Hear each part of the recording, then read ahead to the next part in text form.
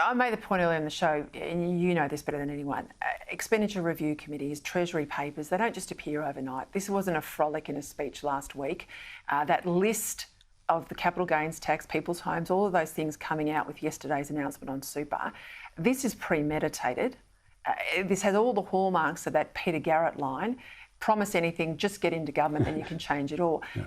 It's clear this was intended, and it's really kicked off a class war. So the pressure's now on the opposition. Are you going to oppose it? Well, we are going to oppose it. And frankly, I don't care whether people have got a small or a big balance in their superannuation. The fact is that they worked hard for it. It's their money. They sacrificed and put that money into a superannuation account. And they did it according to the law, Peter. They did it on financial advice from their accountant or their financial advisor. They put money into super to provide for their own retirement, so they didn't have to draw down on a pension. And they've been, I think, just completely and utterly dudded by this government, where the rules have changed. And I think the basic principle is that if people have invested according to the law, they've put money in. In fact, we've incentivised them, different governments, to put money into superannuation. So it's difficult then, and we penalise people so that they can't pull the money out of superannuation in a big chunk. And then we change the taxation arrangements whilst the money's stuck in there. I think that is unfair. And I think the basic principle should be that if you're going to make changes, make them prospectively, take them to an election. I think that's the difference, isn't it? It is. Previously, when Howard said never ever on the GST, he changed his mind. He took it to the 98 election. That's exactly right. They're going to legislate this now.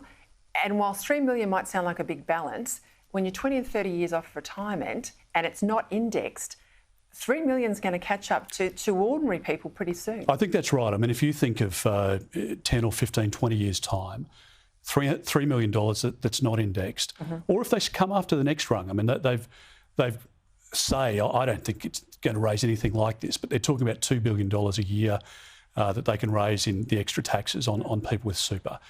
When that's not enough for Labor, they'll come after the next rung, and then they'll go the next rung down from that. So it's $3 million, it's $1.5 million, it's $1 million. They just have this view that it's the industry funds money, that it's a pool of money, a honeypot, as Stephen Jones pointed out, for them to use on their pet projects. And Labor will ramp up spending at a time when they shouldn't be in the next budget in May. And they've obviously realised that they need to find the money from somewhere. And to your point, I mean, these things don't just come overnight. You're talking months and months for Treasury to cost all of this up. They had a budget in October. They were elected in May. So Treasury would have been on the budget from day one.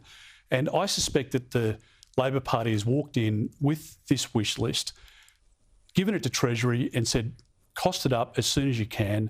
They've got it now, and I don't know what else they've got installed in this budget. But the Aston by-election, for example, has been brought on with great haste, and I suspect it's because there's a lot in this budget that's really going to hit middle families, including in areas like Aston, right between the eyes, at a time when they can least afford it. Are you going to win Aston? I think we can win Aston, but I think it's very tight.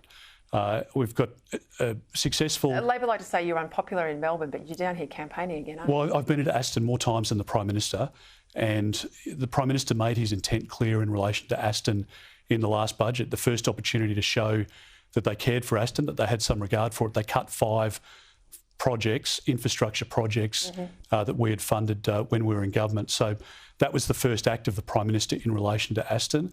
But by-elections are always tough. Alan Tudge was a popular local member, worked hard, and we've got a great candidate in Rashina Campbell.